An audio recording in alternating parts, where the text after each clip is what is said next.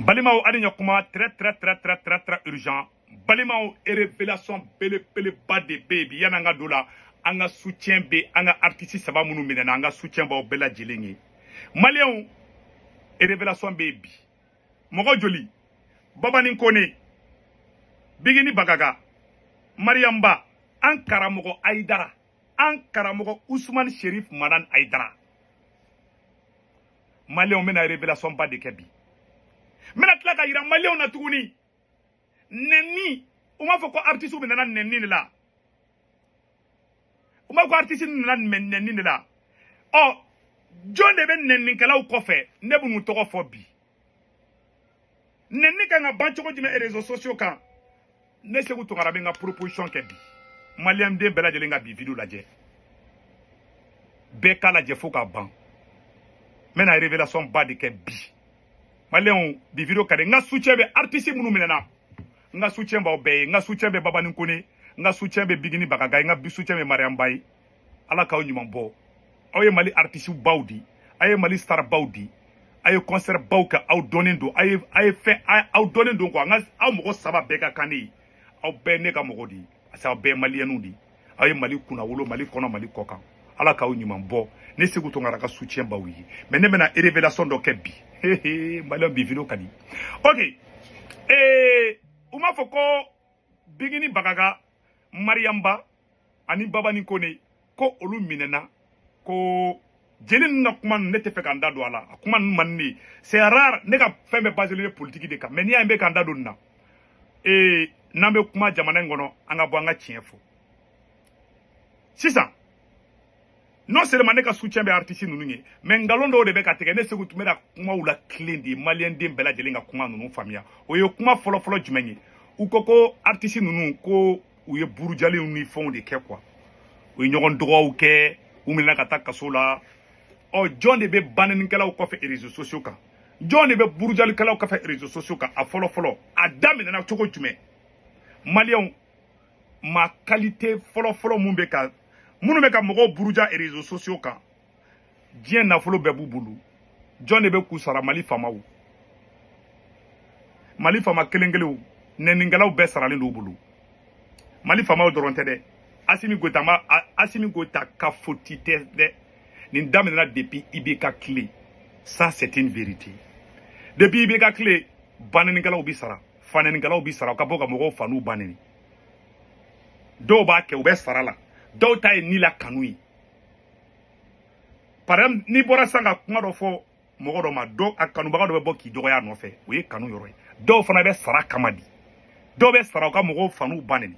o sara likelaw mali milliardaire do bola il faut ka nga tien di fo ne adama ne be ka adama kulubali ne be diga bara no ya ibuludi ni be fe ne ninga ba réseaux sociaux ka taruba shogel maiga nani mo menew. Ça veut dire que était procureur pour que quand ni ba réseaux sociaux ka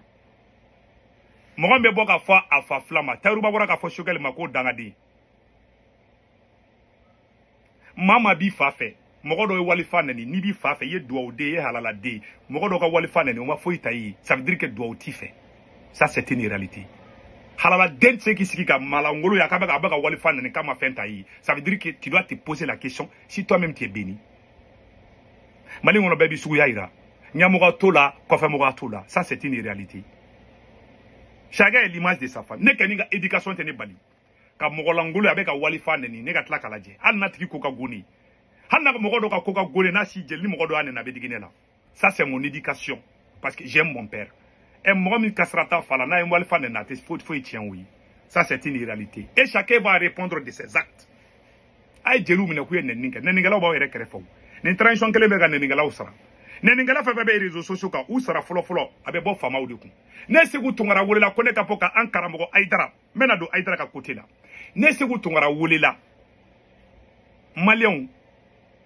nyen kale alquran la nyen kale alala ala minga buni jebe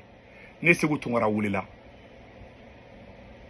mo ware mane wole de ni fama kele unde ne wole ko nga boko ga aidara buruja yaro ni tere chef mba fo vidéo la ala inséré de ala ko ni galo noro mo la ti sala bon ne te ga galo noro la tien di donc quoi ni ala ni korane che u ye ngole ko nga boy dara contre la monte bo u ye banin ngala do ta extérieur la ka sara sara la trina to na jamu ne se ku tungara ba do ali shini nyen kale korane la mbati gido u ya tigi sara bora idara neni jolde drama ne ba bedo a bekaran 5 ans neni nunu ye barake mem ne te bona be ne te boni mo quoi ne ben ski ka ko la jeri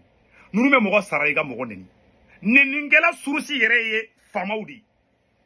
fama we mo sara fama we wulu ko bene sara ni fama kele ngo ko bene sara ko nga boka idara neni nguntake ko nga boka idara contrôle ngwe boka munde fo idara ma ko nga bodoro ko kala gushi u ya fotande de se ku tungara freke ka boka idara la gusha ka kuma be ka cheya e ma obeka ke shugel la be bali mo kola obe bali mo kola u ene wole bugati bina aidara boraku aidara u frappel do ke 2023 wakati la akli bala aidara tale boulevard aidara micro ta ka fama nu frapper u ye mo la bonne maçon ne klara ka téléphone ta nkanu mo chama ka funa ngaka na boka fe fa aidara made ngo soro su be fe ka mo la bo aidara contrôle ngaka na so mo si ne mo be ko na surugu dugula ne be mo do nya ne mo do dugula sere be ne lawo ne mo mun wolo be ba mo ko no mais dondo be kala ne se go be sigi Mali plateau do kaka tiki tofo fama jume ne woli a kele nga ne balay jole blay jole do tiki ma ne betla ka be fo ala ka shima ya bo parce que ashimite na toyi ni halala deno na domina ne tara malla ne be sigi Mali plateau la mbafo ni ne se go tukara aidara nya nyogo nya mbafo aidara nya na fana donc bien kala ni national be bien kala ka o bien ti on be ka yere nege daye kolongolo babu chidi ko ame nyogo nege la quoi et puis munu be ka poka muso nu na kushi anya be do la panga purtira do ni sonjalendu nenni burujali a origine ya fama were di o te folo yi Mali milliardaire chama be u dogole me banani ngala ko fe pour se protéger wari mu be banani ngala nunu bolo burujali kala munu be réseaux sociaux ka na folo mu bolo ate dien machi bolo so bu bolo foro bu bolo fembe bu bolo u ye dien fembe soro mo burujali la ou protéger le do awa ou kadi fama wiye parce que be boka mogo neni ou be war duma be mogo neni pour grada ma kulubali ni ibe woro mina bi pour grada ma kulubali be woro ma ni sara abeni korona che bita jahanama wala billahi ndala ide ni sara bi ni mata jahanama ga fuma tunya mogo di taru ba bora ka shogel neni ebe neni e ka pour grada bora neni ngodi kama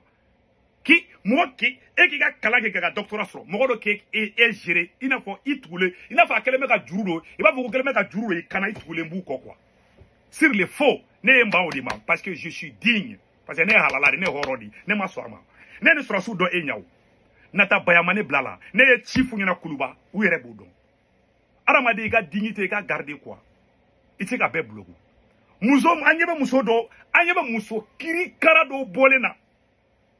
ah hi procureur yi ga baraka kanya o musola kamunu be ka bo bi bamako kono ka sebenu ke ka video ke ko lu be e procureur faux ayo muso ala gushi honte à vous aw nyeba la nenu be ka ke bamako kono muna makumula Evelyn Jack bola ka sebe ko shogale bakoroni o musola ka be orojme nenu te ka ke bamako kono wa tayru ma boka shogel la gushia aw juma yoro juma odu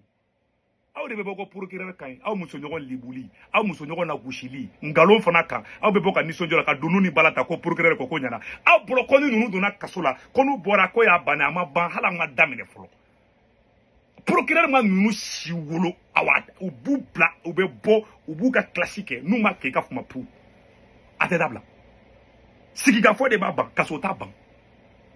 ayo mogo toro ka mogo ka image u chon ka mogo ka fenfe munu be ka boka dununi bala fo kaso John charge kaso John de charge ka muso ba koro da ku lebu ku ka ubuka contrat la ubuka concert nu ka fana wakati na ku ta ku fli kaso la qui d'ici chez nous la méchanceté la médiocrité au de farafin bla ko fait c'est la race la plus maudite sur cette planète an yo injustice dien ko ambe defo farasi ma an ga juguni farasi injustice la injustice kolokanta de be ka ke Mali kono bi teru ma ba ko sogel nani siècle te chien flaté kaka livru jeni pour girere kele sigile ngena ami mi ko dembe mbolo ala ma de ibe molo ya de quoi Tu sais,